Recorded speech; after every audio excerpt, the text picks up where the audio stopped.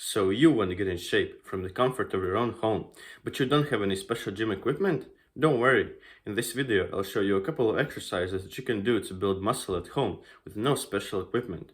All you'll need is your body weight and a couple of household items. And if you can't yet do some of these exercises, that's fine. I've included easier variations of these exercises as well, so just work on these easier variations until you can do the proper exercise. The first exercise is the most common bodyweight exercise, and its name is push-ups, and it mostly trains your chest, triceps, and the front delt. That's the front part of your shoulder. This is one of the best bodyweight exercises, because you can do it literally anywhere. All you'll need is the ground, and I think it's pretty easy to find.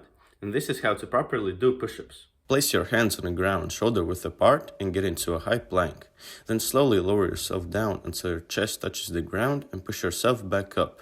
Make sure to squeeze your chest on the way up. The most common mistake while doing push-ups is flaring out your elbows, because it puts a ton of unnecessary stress on your shoulders, making them more prone to injuries. So just make sure that your elbows are tucked in and you're good to go. If push-ups are too difficult for you, then one easier variation of this exercise is push-ups on your knees, and they look like this. Place your hands on the ground shoulder width apart, while your knees are also on the ground. Then just do a push-up like I explained before.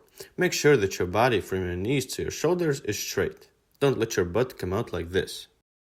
And another easier variation of push-ups is incline push-ups, and they look like this. Find a surface that's hard on the ground and just do regular push-ups on that. Remember that the higher the surface, the easier the push-ups.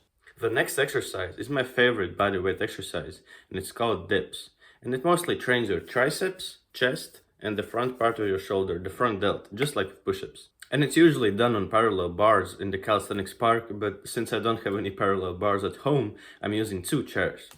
Place your hands on top of the chairs and push yourself off the ground. Then lean forward, slowly lower yourself down until your elbows reach at least a 90-degree angle and push yourself back up. If dips are too difficult for you, then you can do negative dips, and they look like this. Get into a dip position, slowly lower yourself down until your elbows reach at least a 90-degree angle and put your feet on the ground and stand up. That's one negative dip completed. The next exercise is an ab-focused exercise, and it's called the leg raise, and it mostly targets your lower abs. Get into a dip position just like before, lift your legs up until they reach a 90-degree angle with your upper body and slowly lower them down. That's one leg raise completed. But please don't do leg raises like this. In this video, I'm swinging my legs and using momentum, which makes this exercise much easier and almost completely pointless. So just make sure that you let your legs come down slowly and controlled. Make them come to a dead stop and only then do the next rep.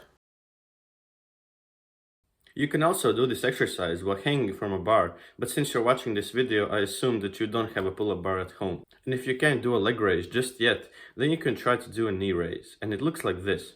Get into the same position as before, but instead of lifting up your legs, lift up only your knees to your chest and slowly lower them down.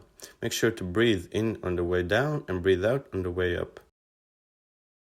The next exercise is called a row, and it mostly targets your back and biceps. This exercise is usually done with dumbbells, but since you're watching this video, I'm assuming that you don't have them. So I'm using a backpack that's filled with books and water bottles. Take the backpack in one hand and lean forward, but make sure to keep your back straight. You don't want it to look like this, because that will just end up in back pain. Then just pull the backpack towards yourself like this and slowly lower it down.